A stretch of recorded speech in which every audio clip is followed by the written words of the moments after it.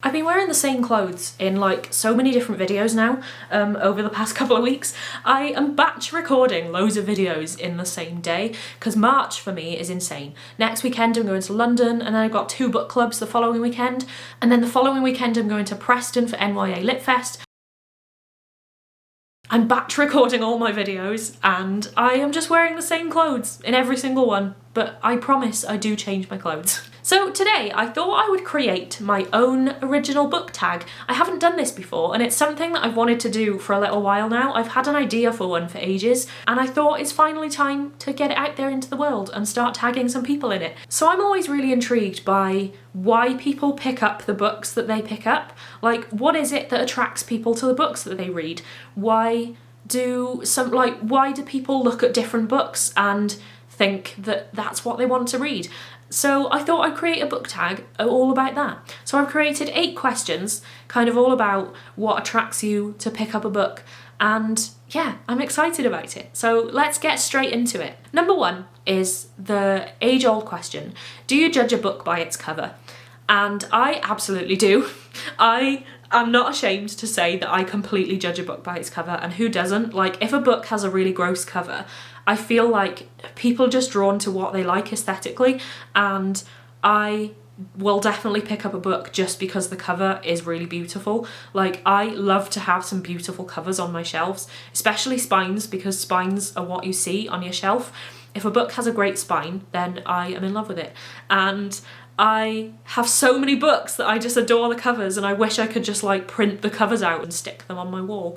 So yeah, I'm not ashamed to say that I absolutely do judge a book by its cover. Number 2, focusing on just the cover. What is it about them that attracts you to pick up a book?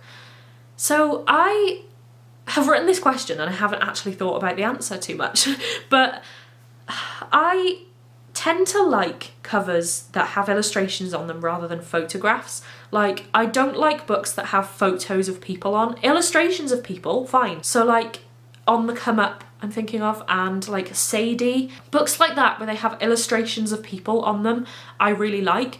Photographs on book covers, I don't like. I think in general, to be honest, if a book cover has a photograph on it, I'm less inclined to pick it up.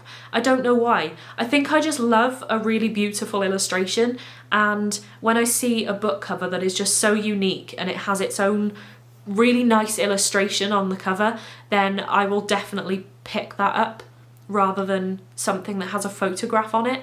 But yeah, I don't know why, especially photos of people just put me off a book straight away. Other than that, I think I like bright colours, maybe.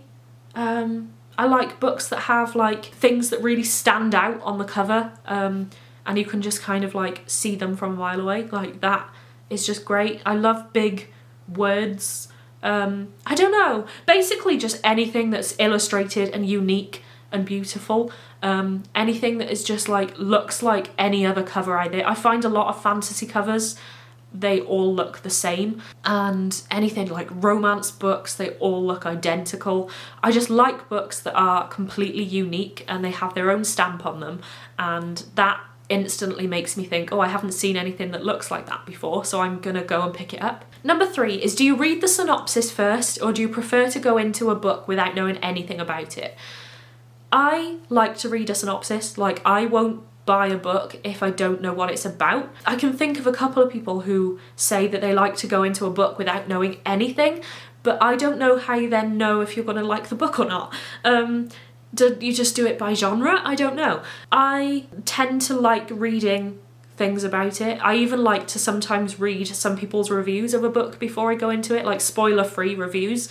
I don't like to read all spoilers. I like to have some surprises, but I'll at least read the synopsis so I do get a brief idea of what the book is actually about.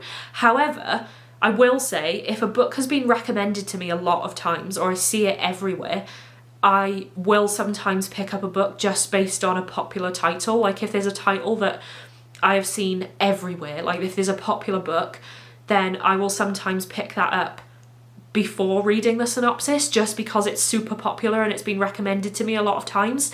If people think I'm gonna like it, then I will sometimes trust their recommendation without reading the synopsis first. So I guess I'm a bit of both, really.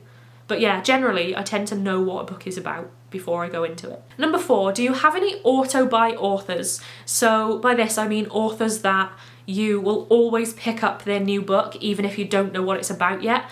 I absolutely do. I have several auto-buy authors. I have authors that I love them so much that when they release a new book, I will instantly pick it up without even knowing anything about it. Lisa Heathfield is one of them. She's the author of Paper Butterflies, Seed, I'm Not a Number, and Flight of a Starling. I love all of her books, and as soon as she releases a new book, I will pick it up. Sarah Crossan is another one.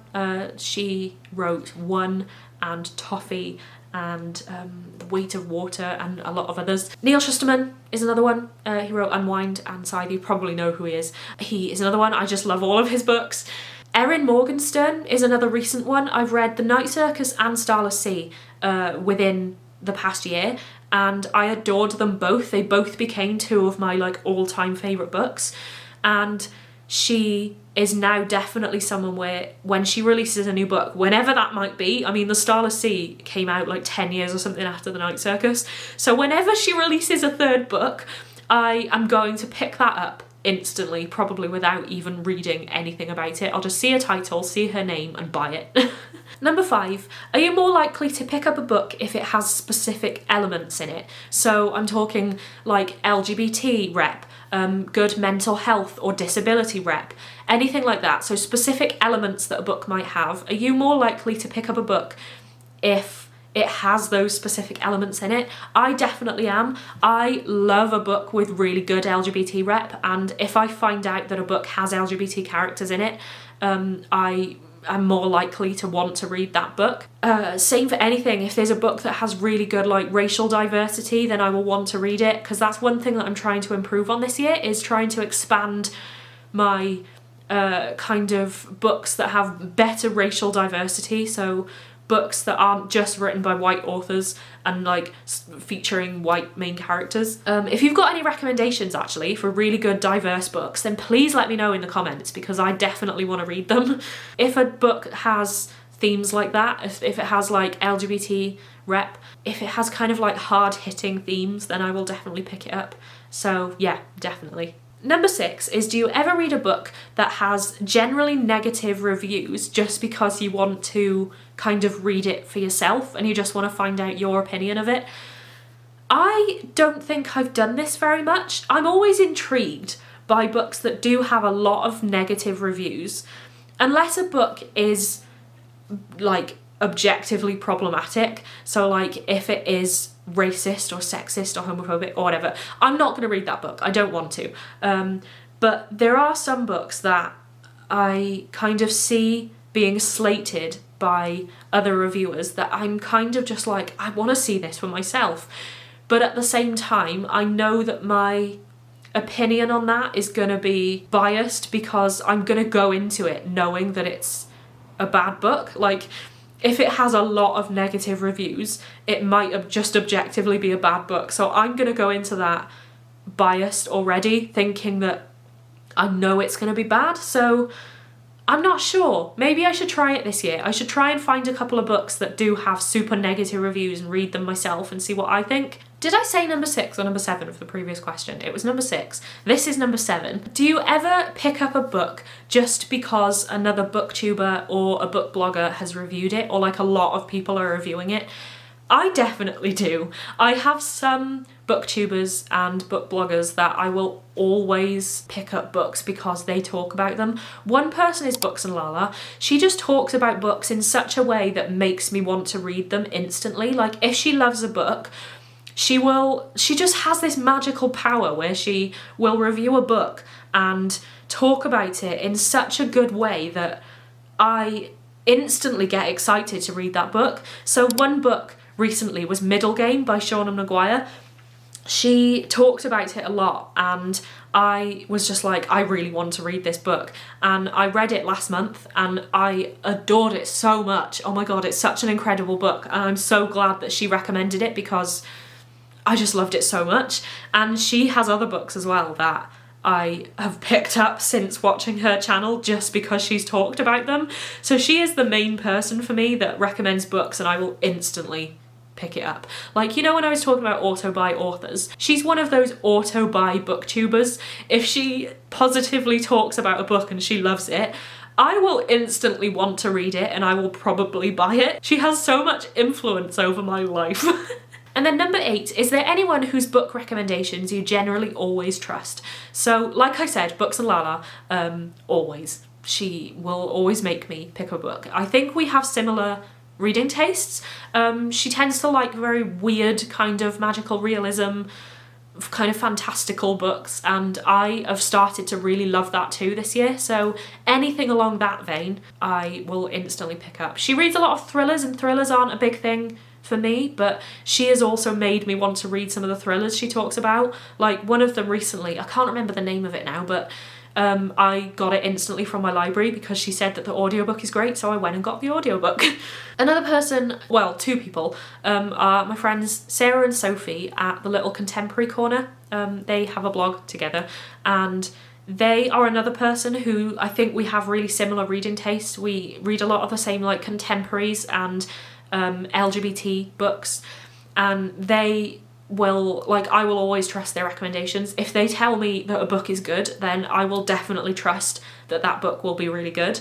Sophie introduced me to Kemi Dawn Bowman. She bought me Starfish as a birthday present in 2018, I think, and Kemi Dawn Bowman is now one of my favourite authors. She's another one actually I need to add to my auto-buy authors list. I will always buy her books, and I'm in her streak team at the moment for her latest book, Harley in the Sky, which might already be out by the time this video comes out. I think it might be. But yeah, they're another one that, like, the 2 of them, I will always trust their opinions, and if they recommend me a book, then I will probably read it. There's just a lot of people, really, like a lot of people I follow on Twitter, or a lot of booktubers I watch, or bloggers that I read. I think I know who I have similar tastes with, and I will always trust their recommendations, and it's not very good for my bank account because I want to buy all the books. So that's the tag.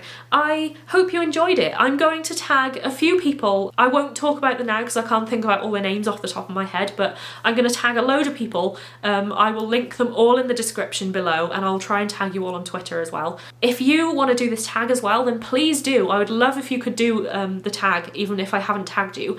And if you do it, please let me know. Probably tag me on Twitter is the easiest way to let me know that you've done it. I am at Bookish blog on Twitter, very catchy Twitter name, I know. If you do the tag, then please tag me on Twitter and let me know. I would love to see what your answers are. It's exciting creating an original book tag.